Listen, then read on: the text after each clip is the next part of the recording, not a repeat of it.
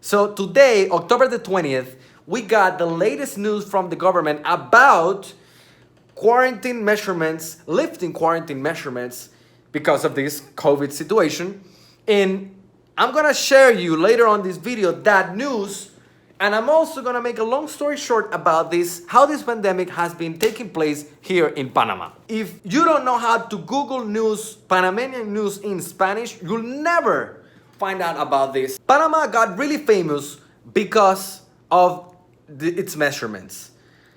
To give you a picture, Panama at some point was the only non-Muslim country in the world that did not allow their citizens to drink alcohol.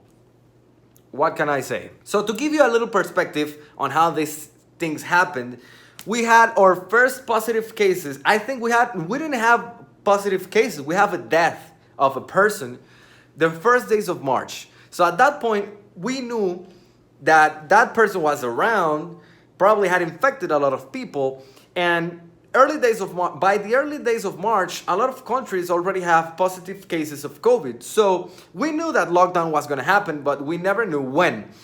The third week of that month, March, the first measurements were taking place. Obviously, different businesses started to shut down, only remaining supermarkets, drugstores, hospitals, all that type of stuff. But then the government decided to play the social distancing game by regulating the days that the people could go out. And they did that by gender. So if you were a woman could go out Monday, Wednesday, and Friday.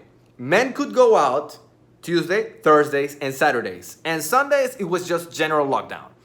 But when cases started to go up, the measurements were starting to get more severe. And then the next step is that the government decided the time of the day where you could go out.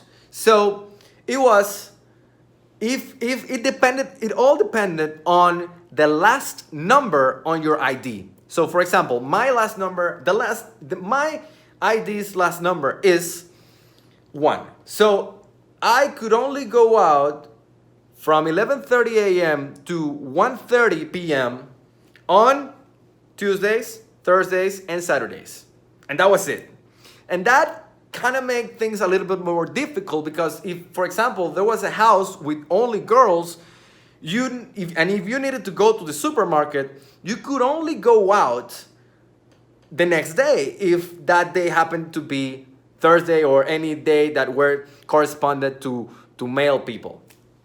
So when things got a little bit more drastic is when, and that caused a lot of troubles. Some businesses could operate by giving people a special note and legal note that allowed you to go out because your company was not shut down. But then when the cases got even worse, we had weekend lockdowns. Like nobody could go out at any given moment, no matter what. Only if you have that special, let's say, hall pass. But the thing is that this virus behaves differently depending on the density of each city's population. So cases in Panama were like out of control, and cases in Chiriquí, where Boquete is located, were not that bad. So people felt like, oh, I'm being stuck here, and you don't see that we don't have that same cases. But at that time, everything was just still being experimental, and you could not afford to make a decision on, no, I don't think that this is like that, blah, blah, blah.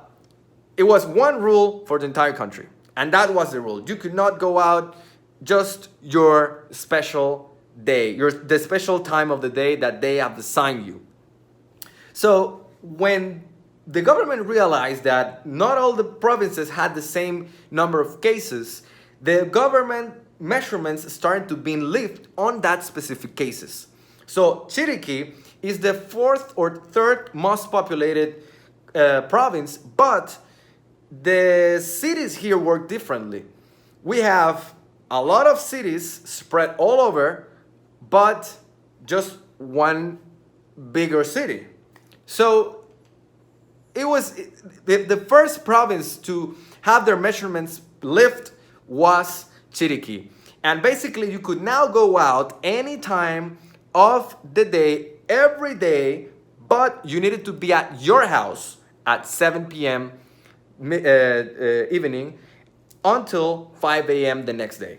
So then they started to do that on some other provinces. That did not work out so well. They needed to go back to lockdown. But Chiriquí remained out of the lockdown until we got like a little more cases, and then we had just weekend lockdowns. You could still go out any day, and you just needed to be at home at 7 p.m. That was it. Later after that, and that was funny because everyone was allowed to go out, but there was no business open. Later on, business started to open, and different measurements were starting to be lifted as the business started to open. But then, now we got at a point that it was not sustainable. This province is known by its tourism. So you're killing half of economic activity just by putting out the tourism. And that's my point.